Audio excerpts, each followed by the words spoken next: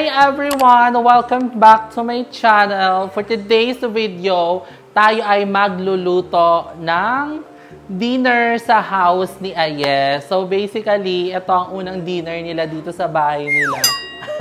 Charis. Luluto tayo ng specialty ni Mama na favorite ko din, na nagustuhan din nila nung birthday ko. So naisip ko na ito yung lutuin natin today dito sa bahay nila kasi lahat ng bisita ko is na-enjoy nila ang kalderetang ribs. So basically, beef talaga dapat yun talaga. Yun talaga yung lagi namin niluluto. Kaso sobrang mahal kasi talaga ng kilo ng baka ngayon. Kaya in-alternate namin ng birthday ko is yung ribs. And it turned out sobrang sarap din niya. And yung niluluto ni Mama, yun yung gagawin natin today. So, ipapakita ko sa inyo. Masarap na naman ang dinner namin dito sa bahay ni Eye. Kaya, let's go! Magluto na tayo! Fry muna natin yung patatas para mamaya is madali na lang siya maluto and para may texture din yung patatas. Yun naman yung perks kapag prinito nyo muna siya. It's 9:30 PM na, so super late na talaga nung dinner na to. Thanks kay Nay Darla sa pag-help sa kakat ng mga karne at mga ano natin. Ay na guys, at inihiwa na natin ang mga kailangan ni Mama Emma dahil masyadong malalaki yung mga pork na nabili namin. So, sabi ko sa kanya, hihiwain na lang namin pag-uwi. At so, eto na nga siya. Hinihiwa na natin ng bongga. Bongga! So, sa Alphamart lang namin binili tong baboy dahil wala nang bukas na palengke dahil anong oras na rin nakabili si Mama Emma. Ayan. Buti di masakit. Wala naman choice, Mama Emma. Parang sakit? Hindi naman masyado. Wala kang trust eh. Ilalagay na natin ang ating patatas para magka-texture siya. Because we love texture.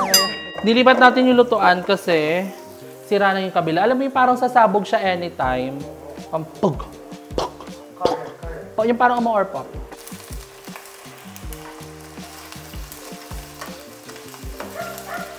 Piprito lang natin siya hanggang magka-brown. Then, iaahon din natin siya. Dahil nilutuin pa naman natin ito later pag nasa sauce na siya.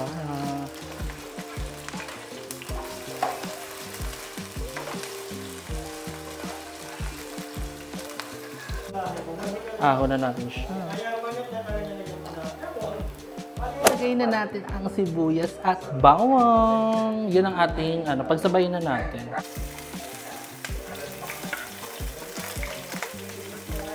O ganyan, igigisa lang natin. Alam nyo naman na yan guys, gisa-gisa lang tayo here. At igigisa din natin yung sili para kumapit agad yung anghang niya.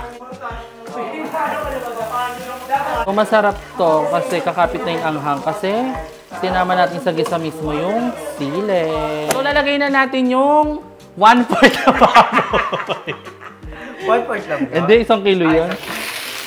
Igigisa natin siya, ipagpa-brown din natin. Darling, hindi mo naiwa yung iba. Matigas. Buto, walang itak dito. So, dapat ang goal din natin dito is magka-texture yung baboy. Anong texture?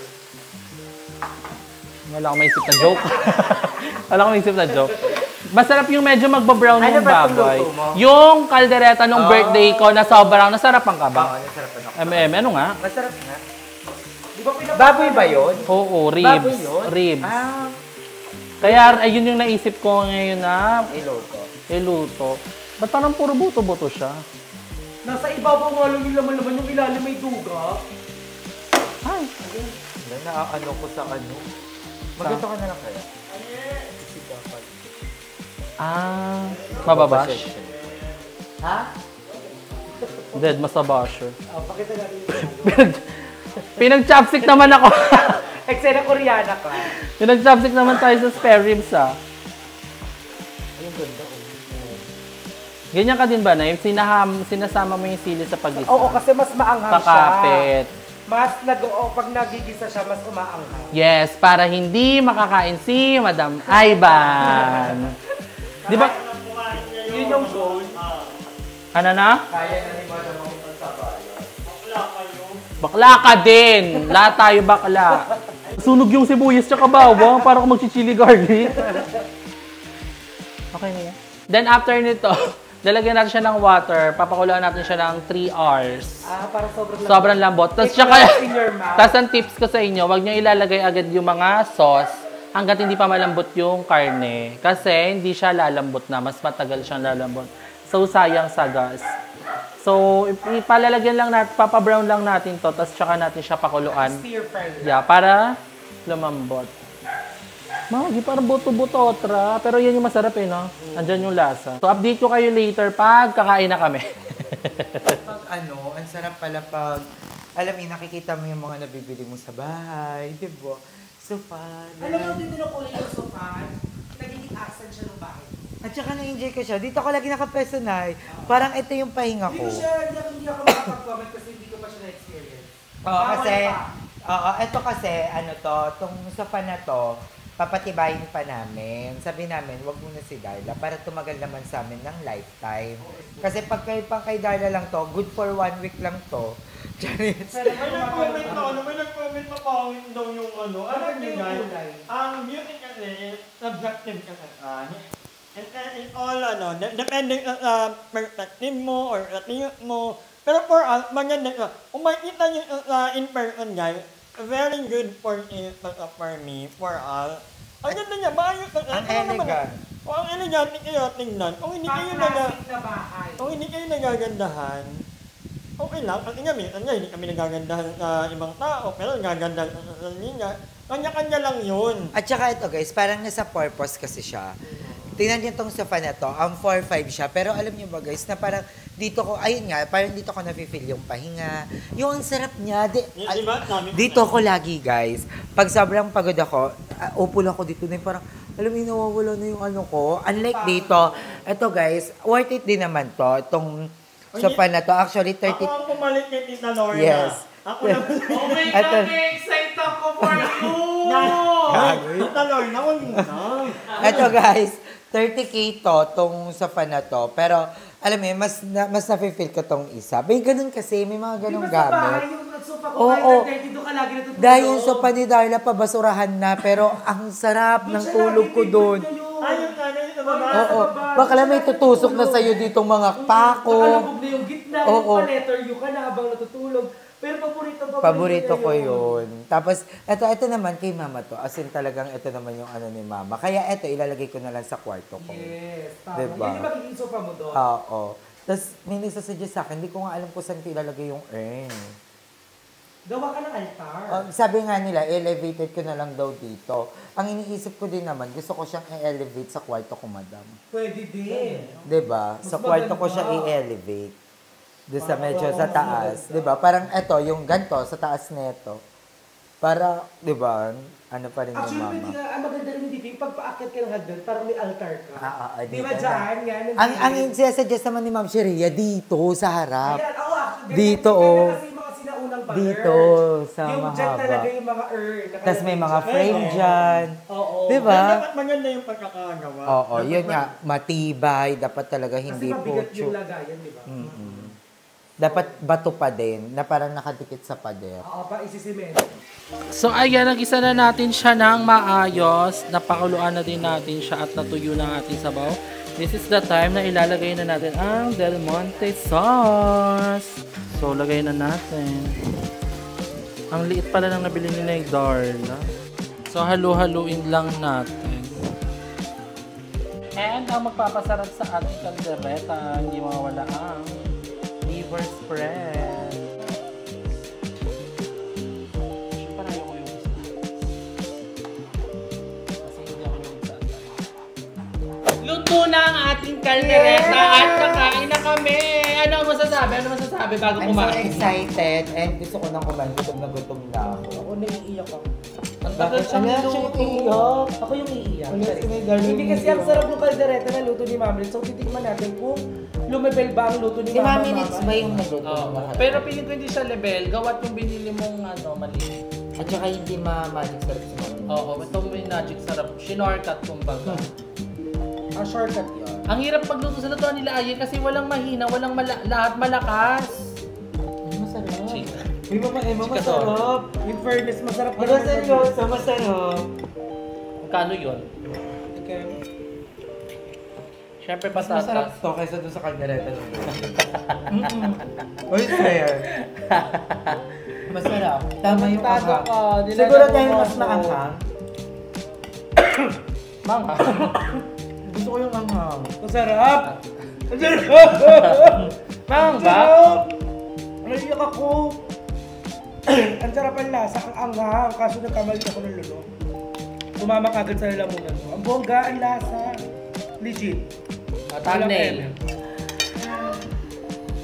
Tapos masarap to kaysa dun sa lupo. Kasi nga mas maanghang. Mas gusto ko siya, kaya naniniwala ako sa power ng magic sarap. So, sa tingin niyo makakain si Madam Ivan? Ay, malambot pala yung baboy. Akala ko hindi. Feeling ko kaya Bakla nababoard na kaya ako kanina. Ang taga maluto. Kasi gusto ni Emma pag baboy sobrang lambot. Tsaka si Ayen. Lahat dapat kahit anong karne. Ayun sila yung kulong-kulo, yung lambot na lambot.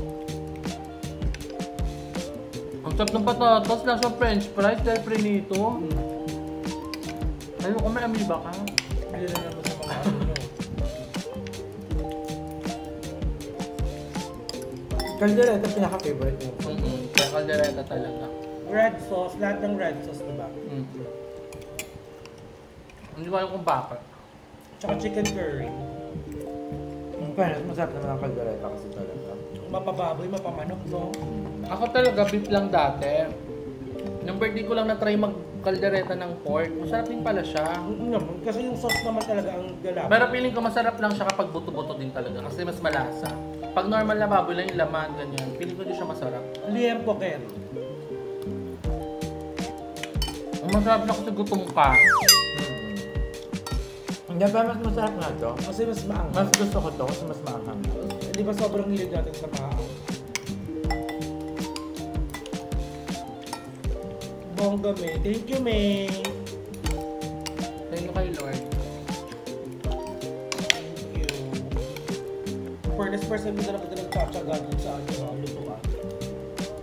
Ba't mahirap ba? May? Mahirap. Hindi, I mean, nakatayo lang siya. Diba? At mas masarap talaga yung patatas pag pinirito. Pag pinirito mo muna siya. May lasa siya, no? Unlike sa pag hinalo mo lang siya sa mismong pulo, wala siyang lasa, kaya siguro kaya ka nahunga. Tingnan mo na siyang french fries. Hindi ako mahilig sa ano. Lasang french fries siya kaya ang sarap. Ito yung gusto mong pili. Ang sarap nga parang french fries. Ang texture kasi.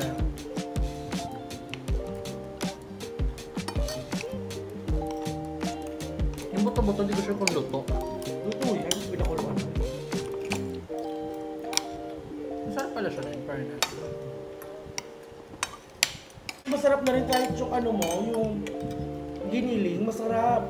So guys, comment below ano gusto nyo yung next lutuin natin dito kala Ayen. Ano naman next? Feeling ko lunch. Kasi laging dinner eh. Anong gusto nyo lunch naman ang lutuin natin? And para may vlog tayo ulit bukas. Yes. Road to everyday upload. Mabuta ka din dito bukas na Tapos Sarap. next, midnight snack. Kakompletuhin natin. Hindi ko na-expect na ganito laso na pala. Hindi mo na-expect na masasarap ang natin. Kanina kasi parang ano, kulang sa Del Monte sauce. Sabi nyo kanina, wala na, hindi ko na ma-adjust to. Tagapan nga. Ngayon ko sa buto-buto no. Gusto ko taga buto-buto. Pinakagusto kong buto-buto yung sa munggo. Ang sarap na. Yan naman ang ayoko. Munggo? Hindi, buto-buto. Bakit? Sabi na kasi ito puti. Nalalansan ako. Yung mga singit-singit nung ano, buto-buto ng malas. Kahit sa manok ganun din kayo, no? Ikaw naman si Kuya Lloyd. lamang. Nakita mong kumain si Kuya ng manok sa Jollibee. Ang itsura pa siya sila. Yung buto durug-durug na. Yung malambot na buto masarap, yung malutong, yung tumutunog pag kinakain. Masarap yung sabaw, May. Masarap. Pero gusto ko next luto ko, di na ako gagamit ng magic syrup. Gusto ko yung timpla ko talaga siya. Hindi kasi kami nakabili ni Queen Darlene ng paminta. Asin. Yun lang guys, dito ko na-end yung vlog natin today. I hope you enjoy our dinner Sobrang tonight. sarap. Si Madam Ivan wala eh. Hindi ko nawala. Naligo. So, abangan nyo yung vlog natin tomorrow or the next day. So, yun lang guys. Thank you so much. I love you all. Bye!